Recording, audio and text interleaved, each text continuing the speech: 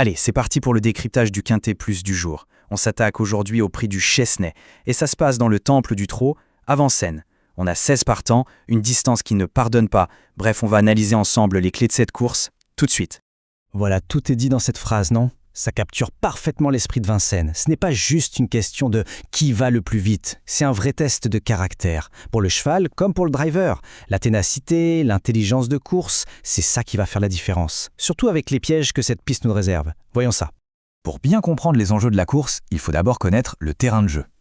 Et la question c'est, qu'est-ce qui rend cette piste de Vincennes si redoutable? On parle bien sûr de la mythique grande piste. Ah, ce n'est pas un anneau pour les amateurs, croyez-moi. Sa configuration est tellement particulière que l'expérience, bien souvent, l'emporte sur la puissance brute. C'est vraiment sur ce champ de bataille que tout va se décider. Et attention à la distance, 2850 mètres. Ce n'est pas un sprint, c'est un vrai marathon. La gestion de l'effort va être absolument cruciale. Il faut en garder sous le pied pour le finish, sinon c'est la panne sèche assurée. Et voilà le morceau de bravoure, le passage le plus redouté, la montée. C'est le juge de paix de Vincennes. C'est là que les poumons sont mis à rude épreuve, que le timing du driver est testé à l'extrême. Si on attaque trop tôt là-dedans, c'est fini. On ne voit pas le poteau d'arrivée. Cette côte, elle est impitoyable. Elle fait le tri entre les champions et les autres. Bon, maintenant qu'on a planté le décor, passons à l'analyse pure et dure. Pour trouver les indices, le mieux c'est de regarder ce qui s'est passé récemment. Et on a une course de référence qui est une véritable carte au trésor pour dénicher les bons chevaux. Cette course clé, c'est le prix de Langeais qui s'est couru le 29 janvier. Plusieurs des concurrents d'aujourd'hui y étaient. Et leur performance de ce jour-là, c'est une mine d'or d'informations pour nous. Alors là, regardez bien, c'est l'exemple parfait de deux destins opposés dans une même course. D'un côté, on a Jongleuse de Lune. Parcours de rêve, elle a pu attendre, bien cacher et placer sa pointe de vitesse au bon moment. De l'autre côté, c'est le scénario catastrophe pour Alma Damer. Elle a dû faire les extérieurs, comme on dit, donc courir le nez au vent, loin de la corde. Ça veut dire plus de distance à parcourir et une énergie folle gaspillée. Le classement final ne dit vraiment, mais alors vraiment pas tout. Zoom sur la performance de Jongleuse de Lune. C'était un modèle de patience, bien calé au chaud dans le peloton. Et puis, au moment parfait, elle a sorti une accélération, mais foudroyante. Le chrono sur les 500 derniers mètres, 1 minute 11 secondes, c'est tout simplement excellent.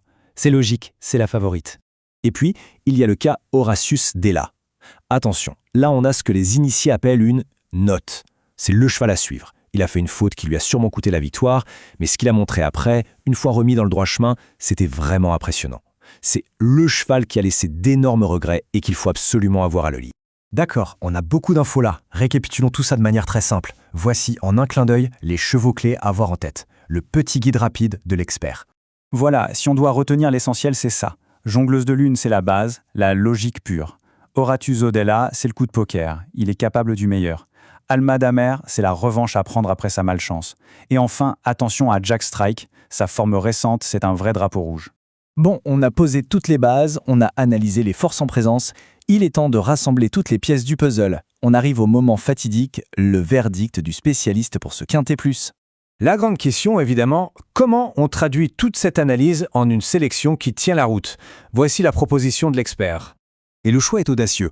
Horatius Della en tête. C'est un vrai pari sur son immense potentiel, en croisant les doigts pour qu'il reste sage cette fois.